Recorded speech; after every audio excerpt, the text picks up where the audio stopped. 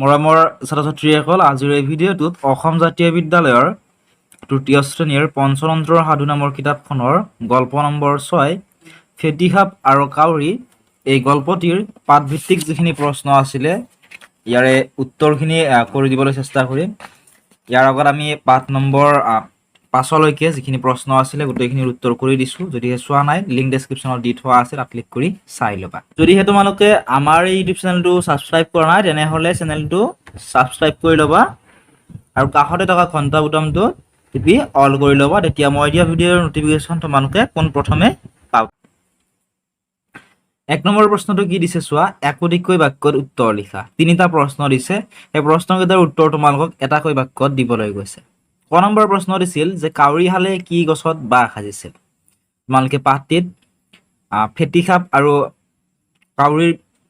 কাউৰীৰ বিষয়ে পঢ়িবলৈ পাইছিলা। গতিকে সেই যি কাউৰীহাল আছিল, মতা কাউৰী আৰু মাইকী কাউৰী আছিলে, সেই কাউৰীহালে কি গছত বাঁহ সাজিছিল সুধিছে, মানে গছজোপাৰ নামটো সুধিছে। এনেদৰে লিখিব পৰা যে কাউৰীহালে এজোপা বৰ ডাঙৰ আহঁত গছত বাস কৰিছে। এজোপা বৰ ডাঙৰ আহঁত গছ আছিল নৈৰ পাৰত, সেই নৈৰ পাৰত থকা আহঁত গছজোপাৰ কাউৰীহালে বাঁহ সাজিছিল। খ নম্বৰ প্ৰশ্নত সুধিছিল যে মাকজনীয়ে কলৈ আহাৰ বিচাৰি গৈছিল। কাউৰীহালৰ এটা কি আছিল, মতা কাউৰী আছিল আৰু আনটো মাইকী কাউৰী আছিল। এই মাইকী কাউৰীটোৰ কথা কৈছে মাকজনী বুলি, গতিকে মাকজনীয়ে কলৈ আহাৰ বিচাৰি গৈছিল সুধিছে। এনেদৰে লিখিবা যে কণমানি দুটাৰ বাবে মাকজনীয়ে ওচৰৰ গাঁওখনলৈ আহাৰ বিচাৰি গৈছে।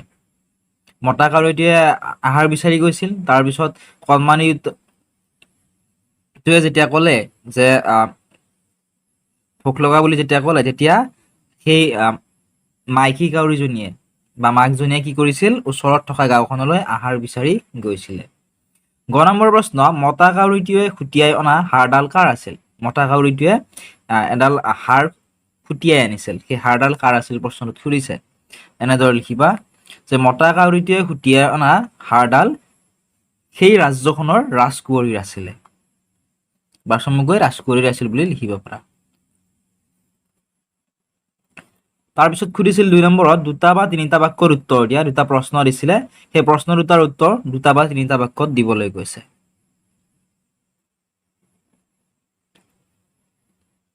এনেদৰে লিখিবা।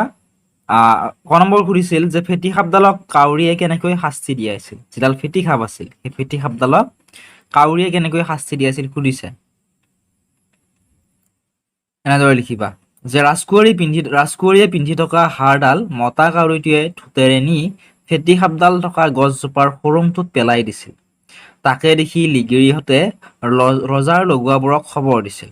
লগুৱাবোৰে হাড়ডাল উদ্ধাৰ কৰিবলৈ গৈ ফেঁটী সাপডালক ৰজাৰ ওচৰলৈ লৈ যোৱাত ৰজাই সাপডালক বন্ধ পিঞ্জৰাত ভৰাই থৈছিল, আৰু এনেদৰেই ফেঁটী সাপডালক কাউৰীয়ে শাস্তি দিয়াইছিল।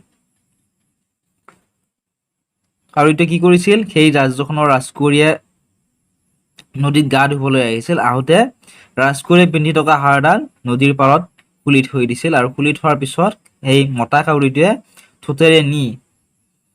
সেই হাড়ডাল ঠোঁটেৰে নি ফেঁটী সাপডাল থকা গছজোপাৰ যিটো খুৰুং আছিল, মানে যিজোপা গছৰ খুৰুংটোত ফেঁটী সাপডালে বাস কৰিছিল, সেই গছজোপাৰ খুৰুংটোত পেলাই দিছিল।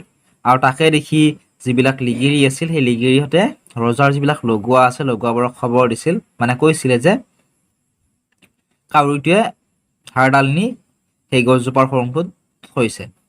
তেনেকৈ কোৱাৰ পিছত লগুৱাবোৰে হাড়ডাল উদ্ধাৰ কৰিবলৈ গৈ ফেঁটী সাপডালকো তাত দেখা পালে, আৰু ফেঁটী সাপডালক কি কৰিলে, লগুৱাবোৰে ৰজাৰ ওচৰলৈ লৈ গ'ল, আৰু ৰজাই তেতিয়া সাপডালক বন্ধ পিঞ্জৰাত ভৰাই থলে। এনেদৰে ফেঁটী সাপডালে কাউৰীক শাস্তি দিয়াইছিল। তাৰপিছত সুধিছিল যে ফেঁটী সাপডালক ৰজাই ক'ত ৰাখিছিল।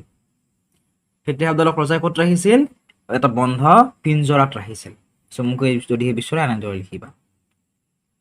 3 নম্বৰ প্ৰশ্নত সুধিছিল যে কোনে কৈছিল, কাক কৈছিল। 2টা বাক্য দিছে, সেই বাক্য 2টা কোনে কৈছিলে আৰু কাক কৈছিলে আমাক গল্পটি ভালদৰে পঢ়ি লিখিবলৈ কৈছে। ক নম্বৰত সুধিছিল আমি হলো উৰণীয়া পক্ষী। এই বাক্যটো কোনে কৈছিল। এই বাক্যটো কৈছিল মাইকী কাউৰীটোৱে। এহাল কাউৰী আছিল, এটা মতা আৰু আনটো মাইকী। এই বাক্যটো কোনে কৈছিল, মাইকী কাউৰীটোৱে কৈছিল। কাক কৈছিলে, মাইকী কাউৰীটোৱে মতা কাউৰীটোক কৈছিল যে আমি হলো উৰণীয়া পক্ষী। ক নম্বৰ বাক্যটো দিছিল যে তুমি হলা দুৰ্বল পক্ষী, তুমি কেনেদৰে তাক শাস্তি দিবা। বাক্যটো কোনে কৈছিলে? এই বাক্যটো মাইকী কাউৰীটোৱে কৈছিল। কাক কৈছিল? মতা কাউৰীটোক কৈছিলে। গতিকে এইখিনি আছিল আজিৰ এই ভিডিঅ'টিত। নেক্সট ভিডিঅ'টিত গল্প নম্বৰ 7 বাঘৰ ছাল পিন্ধা গাধ, এই গল্পটি অলপমান বুজাই দিবলৈ চেষ্টা কৰিম। যদিহে চাবলৈ বিচৰা লিংক ডেছক্ৰিপশ্যনত দিয়া থাকিব, তাত ক্লিক কৰি চাই লওক।